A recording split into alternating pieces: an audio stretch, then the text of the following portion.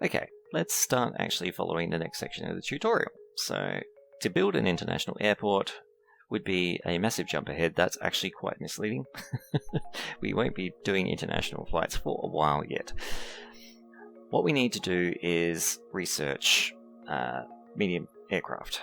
So, let's go into research and get that started.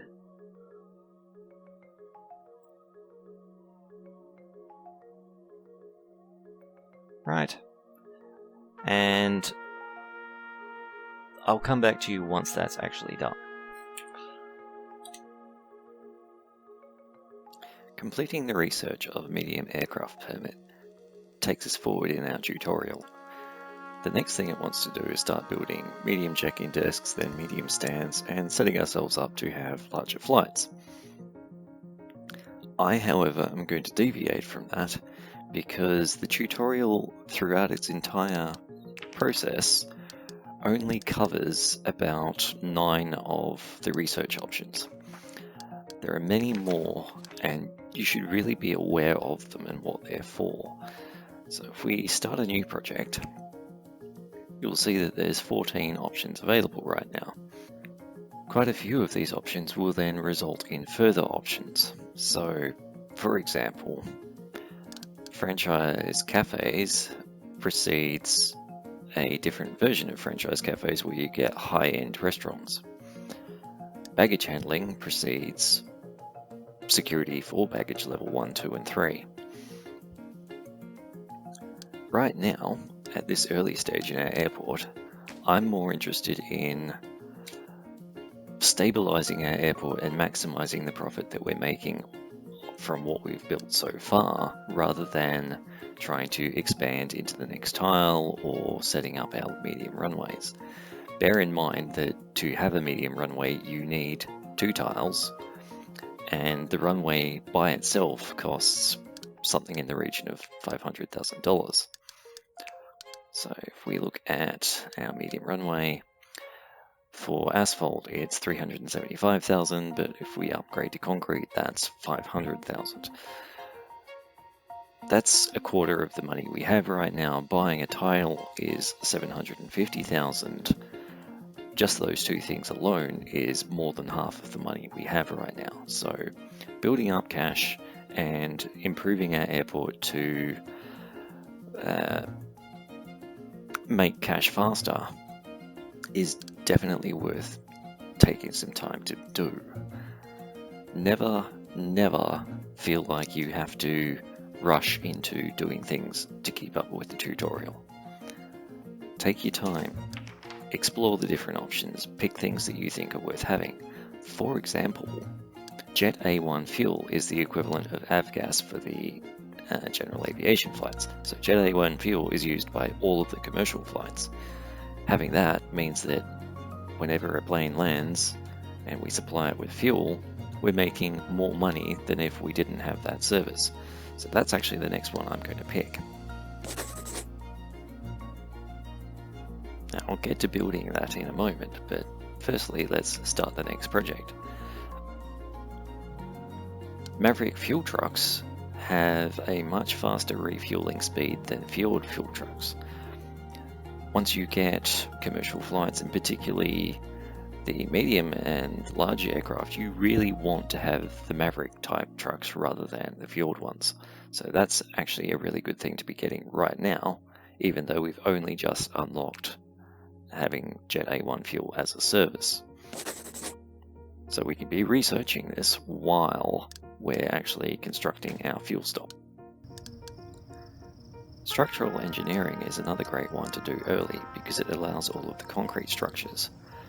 Concrete, while it costs more to place down initially, has a lower operating cost. So if we get that going soon, we can upgrade all of our stands and upgrade our runway, save on daily operating costs, and have to repair them less frequently. Now there is an option to have repairs done automatically, but in order to do that, you need to have other things that we don't have yet. So right at the moment, just saving on cost and reducing the number of times that I have to manually repair this thing is a good choice. Another great thing to research nice and early on is Program Group 1. Now, the actual benefits of Program Group 1 itself are not that amazing. What's more important to me is Project Group 2, which is the next thing that it makes available. Once we get that, we'll be able to research two things at the same time.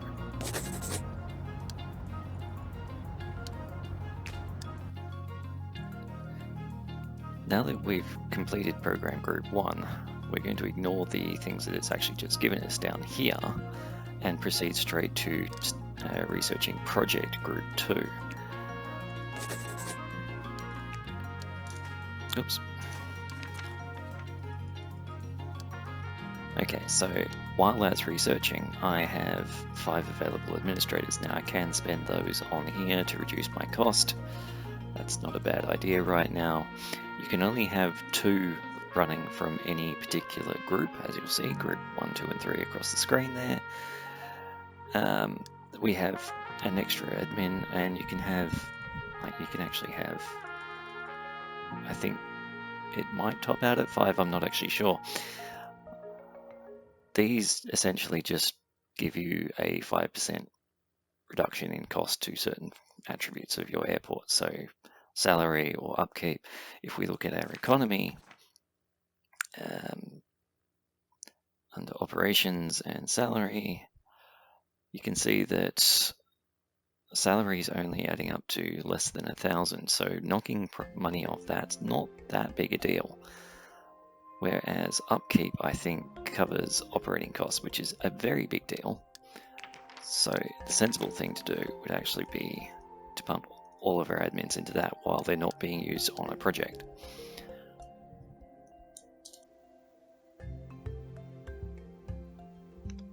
The process for placing a Jet A1 fuel depot is very similar to what we did earlier for placing the avgas depot. You need to select it from airline infrastructure, select the type of fuel depot you're trying to place, and then decide where to put it, which sometimes is the hardest part of the whole game. In this instance, I think putting it up here is actually going to work well with traffic flow. Then of course we need to connect the road.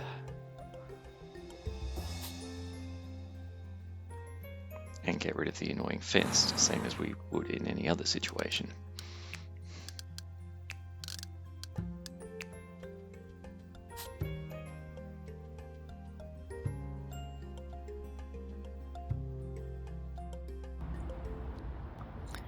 Now that we actually have a fuel tank deployed, it's worth understanding how fuel supplies work. Now, I've already got a fuel contract. I had to select that when I set up my avgas process. Here it is, AviFuel. The default setting is to get resupply at 10%. So when the main tank of this gets down to 10%, an order is sent out and a delivery truck will arrive.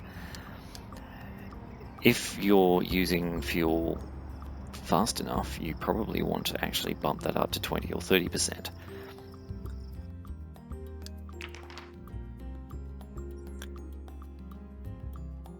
Now, I haven't bought a fuel truck yet for my Jet A1 fuel. I'm going to skip fueled trucks entirely because I know they're slow. Not only do they drive slower, but they take longer to actually fill up a plane. Instead, I'm going to order 2 Mavericks.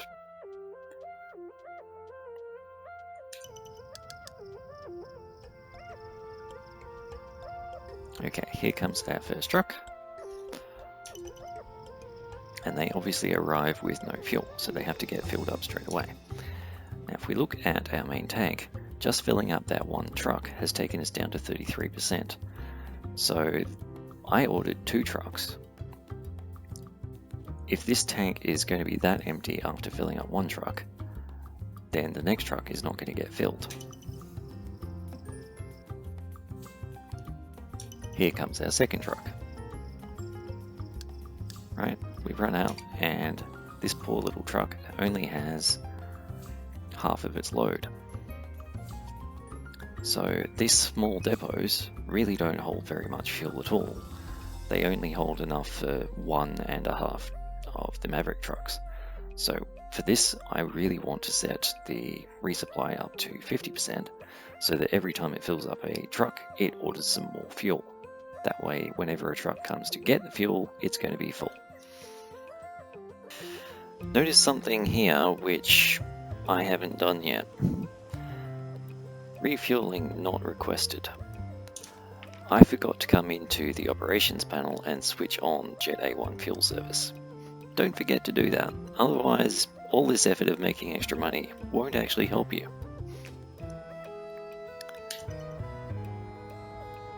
And be aware, it won't request fuel until the service is on and a new plane arrives. So this plane will get fuel, but the ones that were already sitting here will not. Here comes our fuel truck.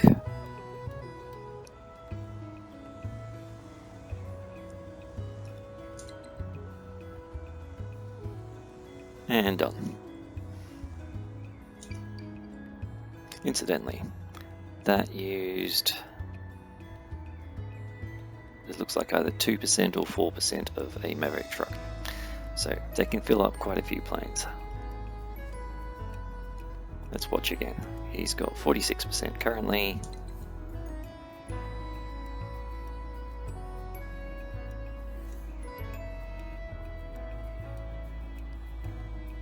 Okay, it only use 1%. Maybe it varies by the plane. That wouldn't surprise me, actually. These are all very different planes here. So anywhere between 1 and 4, let's say.